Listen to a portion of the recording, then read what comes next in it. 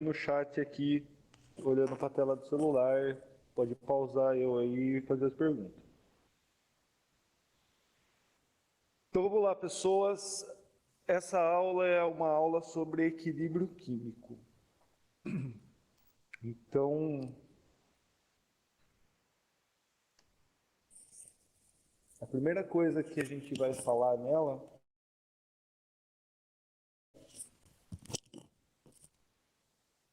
é sobre simbologia, só para ter certeza que todo mundo vai entender. Toda vez que você vê esse estilo de representação, esse A e o Azão, o B e o Bzão, o C, isso daqui é um esquema para representar uma reação química qualquer. Então, em vez de eu colocar aqui as substâncias químicas, eu coloco letras igual lá na matemática. As letras grandes, elas vão representar desse lado das setas os reagentes e desse lado da seta os produtos. As letras pequenas, elas vão representar os coeficientes estequiométricos. Na prática, elas vão representar para a gente os números de mols envolvidos. Tranquilidade? Então, quando a gente tem as reações químicas globais, assim, de todas as reações químicas possíveis nesse nosso universo enorme, a gente pode dividir essas reações químicas em dois grandes grupos. Um grupo é as reações químicas que são irreversíveis, e o outro grupo é as reações químicas que são reversíveis. Então, por exemplo, se eu pegar um carvão ou uma folha de papel e colocar fogo, isso vai ser uma reação química irreversível. Esse pedaço de madeira, esse pedaço de papel, ele vai pegar fogo até acabar esse pedaço de madeira, até acabar esse pedaço de papel. Acabar no sentido de consumir esse reagente. Ele vai se transformar em gás, vai se transformar em cinza, mas é uma reação que ela acontece em um único sentido. Ela acontece sempre do lado do reagente para o lado do produto. Esse tipo de reação, as irreversíveis, elas não alcançam o estado de equilíbrio. Então, a primeira condição para que a gente tenha uma situação de equilíbrio químico é que seja uma reação reversível. Como que eu vou saber se a minha reação é reversível ou não? No esquema de representação, então toda vez, assim, se a gente estiver falando de exercícios, ele vai dar uma equaçãozinha para você. E aí você olha nessa setinha aqui. Se eu tenho uma setinha só para o lado direito, ela é uma reação irreversível. Se você tiver uma setinha para o lado direito e uma setinha para o lado esquerdo, quer dizer que ela é uma reação que é reversível. E é aí que a gente vai trabalhar. Vocês podem ver que no slide que o professor usou lá na aula do Centro de Mídia, ele tem um VD e um VI. Então eu vou chamar a reação que ela vai para o lado direito, ela vai ter uma velocidade, né? Então eu estou transformando reagentes em produtos, eu vou chamar a velocidade que ela sai daqui para cá de velocidade direta. E a velocidade que os meus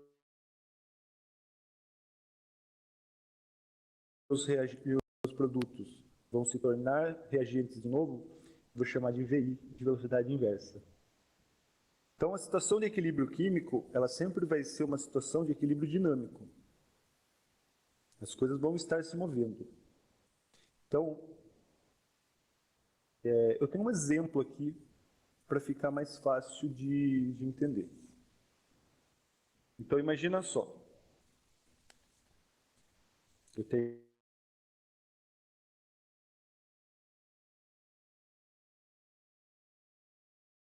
reação química de uma substância A reagindo com uma substância B, formando um produto C e D. Aqui pode ser qualquer coisa.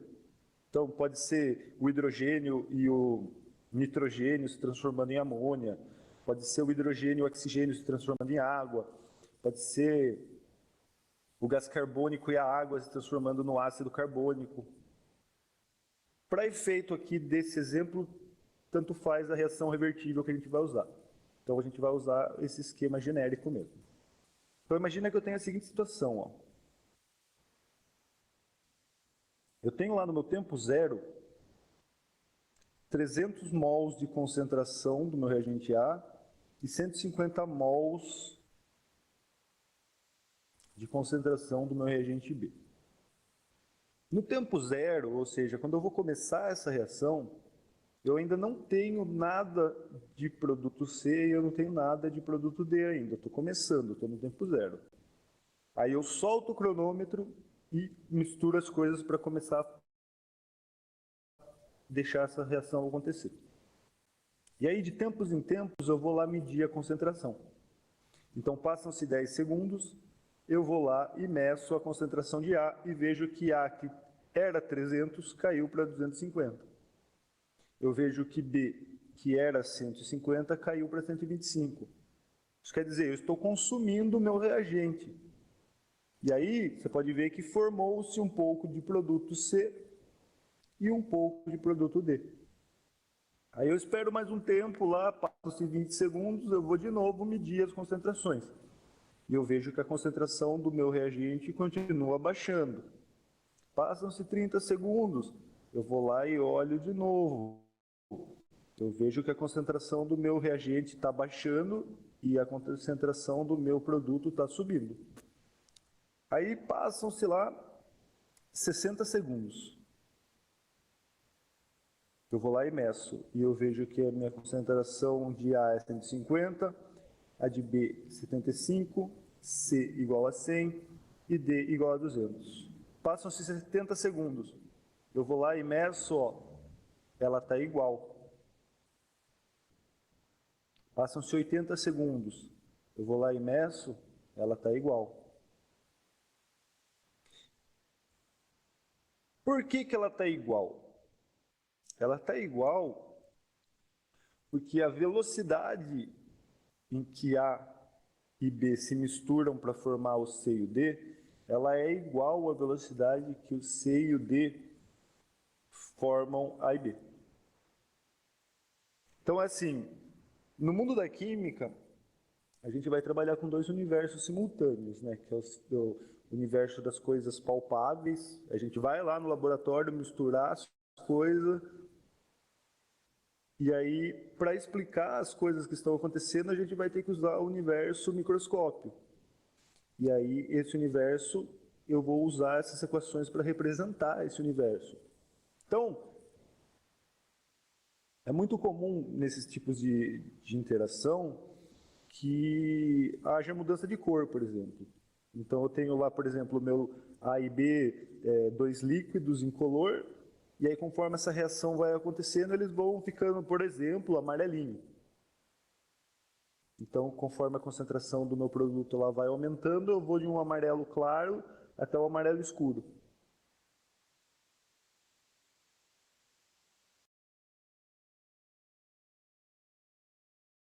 É a reação, e ela vai permanecer de uma única cor. Então, vai parecer que está parado, mas na realidade o que está acontecendo é que a velocidade que eu formo o meu produto é a mesma velocidade que o meu produto se transforma de novo nos reagentes. Aí é a situação que eu falo que eu atingi o equilíbrio químico. Eu vou dar um exemplo agora, que ele é um exemplo bobo, apenas para fixar essa ideia. Então imagina só, eu tenho numa sala de aula 40 pessoas de um lado da sala. Eu estou aqui na sala vazia. Imagina que eu passo uma régua bem no meio da sala aqui. E aí desse lado eu vou ter 40 pessoas e desse lado eu não vou ter ninguém. Aí, começa a passar pessoas de uma por vez, de um lado para o outro. Quando chega em 30 pessoas desse lado, cada pessoa que vai para o lado direito, uma pessoa vai para o lado esquerdo. Aí eu tenho uma pessoa indo para o lado direito e uma pessoa indo para o lado esquerdo. O movimento, ele permanece, mas se eu olhar para o lado direito, ele vai continuar com as 30 pessoas e o lado esquerdo vai continuar com 10. Embora haja o movimento, as concentrações de pessoas desse lado vai ser a mesma. Dá para captar essa ideia? Essa parte ficou suficiente, claro? Qualquer dúvida eu estou no chat aqui, pessoas. É só digitar aí que eu pauso e retomo. Vou imaginar que vocês entenderam o conceito. Aí a gente tem um gráfico para explicar isso melhor. O meu gráfico está preto e branco porque eu imprimi ela, mas lá no slide ele é coloridinho. Então aqui no meu gráfico ele está marcado. Ó. Então eu tenho o reagente A, o reagente B, o C e o D. E ele acompanha essa tabela. Então, por exemplo, meu reagente A, esse gráfico aqui, o eixo Y é o eixo da concentração. Então, eu tenho aqui a concentração 0, 50, 100, 150, 200, 250, 300, que é a concentração de A. O meu eixo X, ele é o eixo de tempo. Então, começa lá em 0 segundos, 10 segundos, 20 segundos e assim vai para frente. Então, perceba que quando começa a reação, lá no segundo 0, o meu reagente A está lá na casa dos 300 mols de concentração. O meu reagente B, ele está lá com 150 mols de concentração. E o meu produto C e D, ele está aqui embaixo, ó, com 0. E aí, conforme o tempo vai passando, olha só o que vai acontecendo com a curva de A. Ele está lá em cima, com a concentração máxima. Aí ele vai descendo, ó. O tempo vai passando e eu vou consumindo esse reagente. Olha B também, ele está lá na sua concentração máxima, 150. Conforme o tempo vai passando, ó, a curva vai descendo. Isso quer dizer, eu estou consumindo o meu reagente. E aí o que acontece? O meu produto que está sendo formado, ele vai acontecer o contrário. Ó, eu começo lá com 0 de concentração, sem nada de produto. Conforme o tempo vai passando, eu vou aumentando essa concentração. O meu produto D também. O tempo vai passando, eu vou de 0 até subir. E aí nota que vai ter esse traço aqui, ó.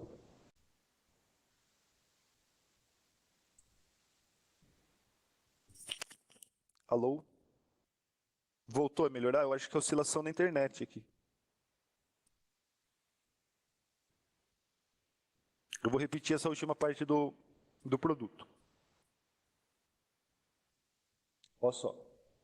O produto ele está aumentando conforme o tempo. Só que vai chegar um ponto, olha, que ele vai formar essa retinha aqui, ó. Para quem manja de gráfico, já está ligado o que significa essa retinha. Quem não manja de gráfico, como que eu interpreto isso? Ó, eu tinha lá o meu reagente A e ele estava sendo consumido. Essa representa a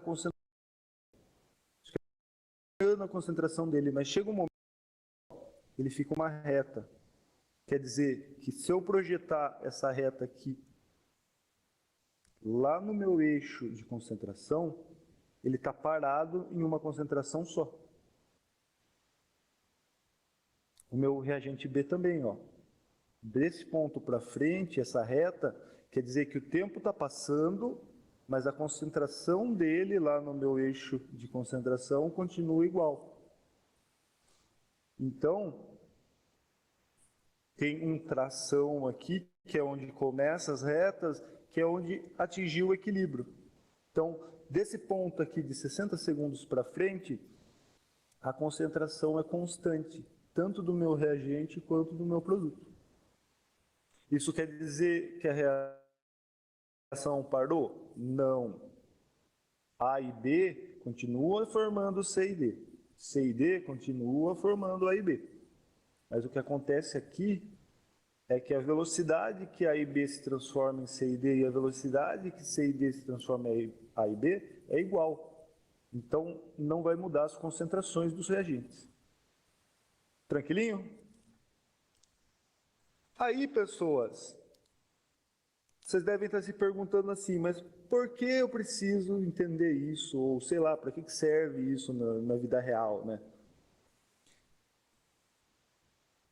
Vocês têm que entender, assim, né, ter a consciência que a química ela está ligada muito à indústria e processos industriais. Então, por exemplo, a gente vai usar, eu acho que o exemplo da amônia mais para frente.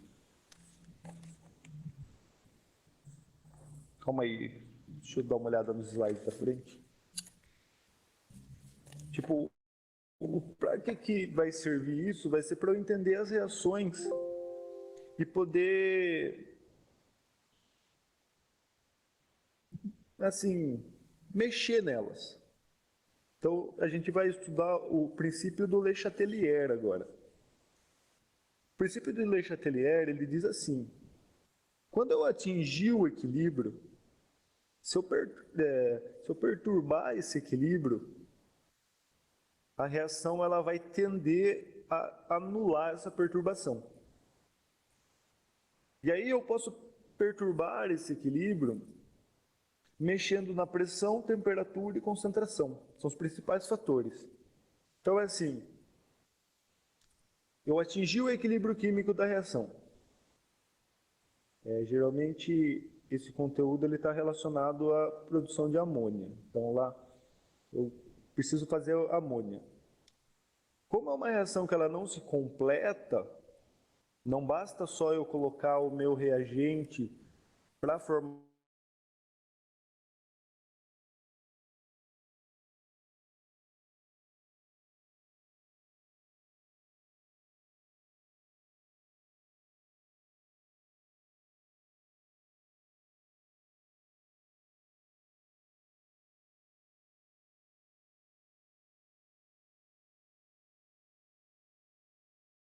E aí, quando você perturba o equilíbrio, você força a reação. Opa, parece que deu uma cortadinha. Então, quando você perturba o equilíbrio, você força a reação a reestabelecer esse equilíbrio. E aí a gente pode perturbar essa reação de acordo com o nosso interesse nela. Então, por exemplo, eu posso trabalhar a pressão, a temperatura e a concentração. Lá no slide do centro de mídia, eu cortei porque não ia dar, porque é tipo um videozinho. Então ele vai ter esse slide aqui, e aí vai ter um videozinho aqui do lado, onde tem 2 tubinhos de ensaio, e aí eles mudam de cor. O que é essa reação? É a reação entre o íon dicromato se transformando no íon cromato. Então ela é desenhada desse jeito, e aí quando a gente vai no laboratório, eu sei que o que está lá presente no meu frasquinho, no meu tubo de ensaio, é o dicromato quando a solução está alaranjada. E eu sei que o que está lá presente, maior quantidade, é o cromato quando ele está amarelo. Então eu olho para o líquido, está alaranjado, eu sei que é o dicromato. Olho para o líquido, ele está amarelo, ele é o cromato. Aí, o operador lá da reação deixa os dois frasquinhos amarelo. E aí ele pinga algumas gotas de ácido. Então imagina só, eu atingi esse equilíbrio. A reação ela está vindo tanto desse sentido, né, para a formação dos meus produtos, quanto do sentido dos meus produtos formarem reagente. Mas eu quero perturbar o equilíbrio para formar mais reagentes. Então eu olho aqui, ó, e eu vou aumentar a concentração do ácido. Se eu aumentar a concentração dessa substância química aqui, o que vai acontecer? Eu vou perturbar o equilíbrio. E aí, o equilíbrio ele vai ter que consumir esse produto em excesso que eu estou pingando aqui. Então eu vou adicionar o ácido e aí eu perturbei o equilíbrio. Para o equilíbrio reestabelecer, ele vai ter que consumir isso daí. E como ele vai fazer? Ele vai consumir esse ácido se transformando no íon de cromato. Do mesmo jeito que se eu tiver lá a substância alaranjada, eu quiser transformá-la em amarelo, eu venho aqui e adiciono mais água. Adicionando mais água, eu estou perturbando o equilíbrio. E aí o que acontece? A reação química ela vai reestabelecer esse equilíbrio, consumindo esse excesso de reagente. Aí eu também posso perturbar o meu equilíbrio trabalhando a pressão. Então, lá nesse slide também do centro de mídia, ele tem um pequeno videozinho de uma pessoa manipulando uma seringa. E aí, olha só, eu tenho o dióxido de nitrogênio formando o tetróxido de nitrogênio. Essa substância química aqui, ela é castanha.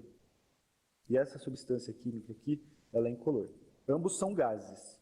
Então, tenho dois gases. O Le Chatelier, ele fala que se eu perturbar o equilíbrio, ele vai ter que reestabelecer o equilíbrio. No caso da concentração, é bem tranquilo. Como que vai ser? Eu aumento a concentração, o equilíbrio vai ter que consumir essa concentração que eu aumentei. No caso da pressão, geralmente eu vou estar trabalhando com gás. Então, a regra vai ser assim. Se eu aumentar a pressão, o equilíbrio vai se deslocar para o lado com a menor quantidade de mols. Se eu diminuir a pressão, o equilíbrio vai se deslocar para a maior quantidade de mols. Vou traduzir isso em linha simples. Esse número grande, ele está expressando a quantidade de mols. Então, ó, eu tenho 2 mols aqui, e aqui eu tenho 1 mol só. 2 mols ocupam muito mais espaço do que 1 mol. Então, pensa comigo, no caso da seringa mesmo. Toda vez que eu falo para você em aumentar a pressão, eu estou falando em diminuir o espaço. Então, se eu estou diminuindo o espaço, o equilíbrio ele vai se organizar para quem ocupa menos espaço. Cada mol de gás ocupa 22,4 litros. Então, 1 mol ocupa 22,4, 2 mols vai ocupar o dobro. Esse 4 pequeno aqui, ele é da substância química. Então é assim, ó. N2O2, ele é uma simbologia para representar a substância química dióxido de nitrogênio. Essa substância química, ela é composta por um átomo de nitrogênio e 2 átomos de oxigênio. O N2O4, ele representa o tetróxido de nitrogênio. Essa substância química, ela tem 2 nitrogênios e 4 oxigênios. Então, esse 4 pequeno, ele representa isso. Ele me fala a composição da substância. Os números pequenos, a gente nunca mexe neles. Eles que caracterizam a substância. Tranquilo? Da hora, entendeu? Da hora. Então é assim, ó. O número grande que vai ditar para nós. Então, aumentei a pressão, eu diminui o espaço. Se eu diminuir o espaço, eu vou forçar o equilíbrio a trabalhar com menos espaço. Então, ele vai deslocar para o lado incolor. Se eu diminuir a pressão, eu estou aumentando o espaço. E aí, se eu estou aumentando o espaço, eu tenho espaço para trabalhar com o maior número de mols. Aí, o experimento que passa nesse slide é uma seringazinha que ela está com o embolo bem fechadinho. E aí eu tenho lá um gás incolor. E aí o operador da seringa, ele aumenta o embolo, ele puxa assim, aumenta o espaço. E aí esse gás que é incolor, ele vira castanho. Aí é um exemplo visual do que acontece. De novo, nós na química, a gente vai trabalhar com coisas no mundo macroscópico, então a gente vai ver as coisas mudando de cor. Mas para explicar o que está acontecendo, a gente vai lançar mão dessa simbologia que traduz o mundo microscópico. Tranquilo? E aí, por último, a gente também pode trabalhar a temperatura. Então é assim, lá no mundo químico, a gente pode classificar as reações em 2 grandes grupos quanto à energia. Então eu vou ter reações do tipo endotérmica, que são aquelas reações que absorvem energia para acontecer. Por exemplo, vou fritar um ovo. Se eu não tiver a energia na forma de calor, esse ovo não vai ser frito. Ele precisa absorver o calor para que dentro dele hajam as reações químicas necessárias para ele ser frito. E aí a gente tem reações químicas do tipo exotérmica, que são reações químicas que elas acontecem e liberam energia, geralmente na forma de calor. Então, por exemplo, se você pega glicerina e permanganato de potássio, a glicerina é um líquido incolor e o permanganato é um pó roxo. Só de você misturar os dois, ele pega fogo. É uma reação exotérmica. Essas substâncias, elas interagem entre si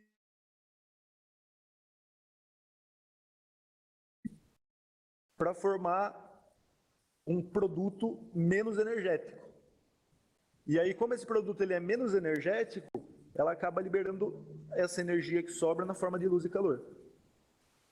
No nosso exemplo, a gente vai trabalhar com o ácido carbônico, que é o ácido do refrigerante. Vamos usar água com gás, que é mais da hora e é mais simples. Imagina uma água com gás, eu vou ali na Esfirra Real. Ô, Esfirra Real, me patrocina aí, mano, mó fome. Eu vou ali na Esfirra Real e compro uma água com gás. Essa água com gás, ela está num ambiente fechado, dentro da garrafa. Então eu tenho lá o gás carbônico, eu tenho a água, e o gás carbônico está dissolvido nessa água. Está na forma de gás e a água líquida. Só que eles também reagem entre si. E formam um composto H2CO3, que a gente chama de ácido carbônico. Se eu baixo a temperatura, eu favoreço a minha reação exotérmica. Porque conforme eu baixo a temperatura, a tendência é esses reagentes reagirem mais, liberarem mais calor e se transformarem no ácido. Agora, se eu pegar essa água e esquentar ela, eu estou fornecendo energia para o meu sistema. Aí eu estou perturbando esse equilíbrio na direção da reação endotérmica, porque daí O meu ácido ele vai absorver esse calor que eu estou fornecendo e vai se decompor em água e gás carbônico. Tranquilo? Então, assim, para vocês que estão assistindo e anotando, em linhas gerais, assim, resumidamente, simplão é assim, ó. Equilíbrio químico. Primeiro ponto, reações reversíveis. Segundo ponto, a velocidade direta, ou seja, do meu reagente para o meu produto, é igual à minha velocidade inversa, ou seja, do meu produto para o meu reagente. As velocidades são iguais. Terceiro ponto, é feito em ambiente fechado, porque a maior, assim, grande parte das reações elas vão conter gás. E aí, para o equilíbrio ser atingido, eu preciso estar num ambiente fechado, porque senão o gás escapa. Por exemplo, aqui, essa reação aqui, o copo de água com gás em cima da mesa, esse CO2 ele vai vazar para o ambiente. E aí eu vou ter uma reação só nesse sentido, porque eu vou estar perdendo o CO2, o meu equilíbrio vai tender a compensar esse CO2, aí com o tempo eu vou perdendo gás. Isso aí falando um pouco de refrigerante, explica por que o nosso refrigerante, conforme ele perde o gás, ele vai ficando mais aguado. Não sei se vocês já tiveram esse paladar. Mais ou menos isso daí. Então, o equilíbrio químico ele é dinâmico, ele está relacionado às velocidades. E aí, sempre que eu atinjo o equilíbrio químico, as concentrações são constantes. Concentração. A quantidade em mols da substância vai permanecer a mesma. Aí, lembrar Chatelier. O Chatelier fala que sempre que eu atinjo o equilíbrio químico, se eu perturbar esse equilíbrio químico, a reação vai ter que estabelecer o equilíbrio de novo. E aí eu posso perturbar esse equilíbrio conforme as minhas necessidades. E eu posso perturbar ele como? Mexendo na concentração, mexendo na temperatura ou mexendo na pressão. Mexendo na concentração, aumentei a concentração de alguém, o equilíbrio vai ter que consumir isso daí. Então ele vai forçar a fazer o outro lado da equação. Eu posso também diminuir a concentração. Então, diminuir a concentração de alguém, o equilíbrio vai ter que compensar isso produzindo mais dessa substância que eu diminuí a concentração. No caso da pressão, aumento a pressão, o equilíbrio se desloca para o lado que ocupa menos espaço. Diminuo a pressão, o equilíbrio se desloca para o lado que ocupa mais espaço. Temperatura. Aumento a temperatura, favoreço a reação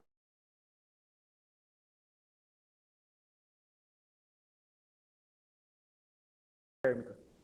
Diminuo a temperatura, então exotérmica. Aí vai ter um resuminho lá, né? Eu aconselho vocês a bater o sinal aqui, eu vou ter que ir para outra aula. Mas eu aconselho vocês a dar uma lida agora nos slides, para fixar isso. Vai ter um exercíciozinho lá. Qualquer dúvida, manda um zap para mim que aí eu te respondo. Vai ter um exercício e acho que só, né? Essa semana ainda, pessoas, eu estou testando esse formato de transmissão, né? Então, desculpa aí pela precariedade. Eu vou ver se semana que vem eu consigo achar um jeito mais da hora. E, na medida do possível, gravar essas aulas. Esses slides estão todos no repositório e eu mandei ele no começo da aula no grupo do Zap Zap também. Então, dá uma olhada no grupo lá que dá para baixar por lá também. Qualquer dúvida, eu estou à disposição no Zap. Avalie a minha aula, por favor, o que vocês acharam dela, me dá um feedback só para eu saber o que fazer daqui para frente. Muito obrigado e aquele abraço, meus jovenzinhos, saudade de vocês. Nossa, o Caio tá gravando? Manda para mim depois, então. Por favor. Um abraço. Eu vou ter que sair aqui que eu tô indo para a próxima. Mas avalia aí a aula para mim que depois eu leio. Gratidão aí, pessoal. Aquele abraço.